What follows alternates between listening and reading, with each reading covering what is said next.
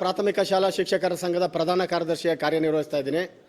ನಿಜವಾಗ್ಲೂ ಇವತ್ತು ನಡೆದಂಥ ರಾಜ್ಯಾಧ್ಯಕ್ಷ ಸರ್ಕಾರಿ ನೌಕರರ ಸಂಘದ ರಾಜ್ಯಾಧ್ಯಕ್ಷ ಸ್ಥಾನಕ್ಕೆ ನಡೆದಂಥ ಚುನಾವಣೆಯಲ್ಲಿ ಅಭೂತಪೂರ್ವ ಜಯಗಳಿಸಿದಂಥ ನಮ್ಮ ಷಡಕ್ಷರಿ ಸರ್ ಅವರಿಗೆ ಮೊಟ್ಟ ಮೊದಲ ಬಾರಿಗೆ ಅಭಿನಂದನೆಯನ್ನು ಸಲ್ಲಿಸೋಕ್ಕೆ ಇಷ್ಟಪಡ್ತೀನಿ.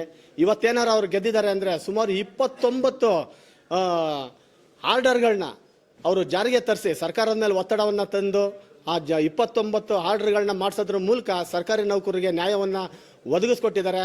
ಅವ್ರದ್ದು ಇನ್ನೊಂದೇ ಗುರಿ ಏನಪ್ಪ ಅಂದರೆ NPS ಟು OPS ಮಾಡೇ ಮಾಡ್ತೀವಿ ಅಂತ ಈ ಭರವಸೆನಲ್ಲಿ ಅವರು ಕೊಟ್ಟಿದ್ದಾರೆ. ಅದರಂತೆ ಅವ್ರು ನಡೀತಾರೆ ಅಂತ ಹೇಳ್ತಾ, ಜೊತೆಗೆ ಈ ಒಂದು ಷಡಕ್ಷರಿ ಅವರ ಗೆಲುವು ನಿಜವಾದ ಪ್ರಜಾಸತ್ತಾತ್ಮಕವಾಗಿ ಗೆದ್ದಂಥ ಚುನಾವಣೆ.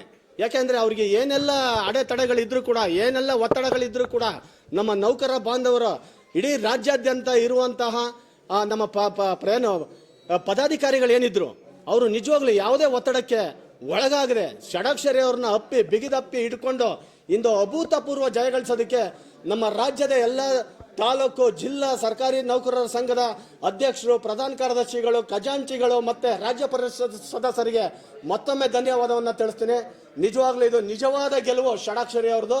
ಅವರ ಕಾರ್ಯವನ್ನು ಮೆಚ್ಚಿ ಇಂದು ಮತ್ತೊಮ್ಮೆ 2ನೇ ಬಾರಿಗೆ ಅಧ್ಯಕ್ಷರಾಗಿ ಆಯ್ಕೆ ಮಾಡಿದ್ದೀರಾ.